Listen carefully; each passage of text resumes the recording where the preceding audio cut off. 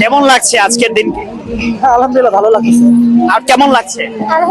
আজকে হচ্ছে ভাইয়া মানে আমাদের অ্যানিভার্সারি হয়। আচ্ছা গত বছর আমরা 1 বছর পুরো হয়েছে, আমাদের আজকে অ্যানিভার্সারি 1 বছর হইলো।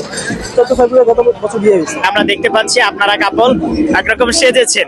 তো আপনার কাছে আমার একটি প্রশ্ন, যে এই ফাগুনকে কেন্দ্র করে আপনারা সাজেন কেন? ফাগুন তো 1 মাসে আসে বছরে, আমরা চাই 11 মাসে ফাগুন থাকে।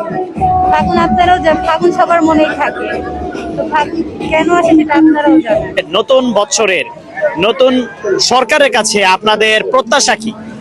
প্রত্যাশা তো ভাই আসলে আমরা কোন রাজনীতিবিদ না, রাজনীতি পছন্দ করি না, রাজনীতিতে যাইও না। সাধারণ জনগণ হিসাবে আমরা চাই যে মনে করেন চাঁদাবাজ মুক্ত, মাদক মুক্ত একটা সমাজ সরকার যেমন আমাদেরকে উপহার দেয়।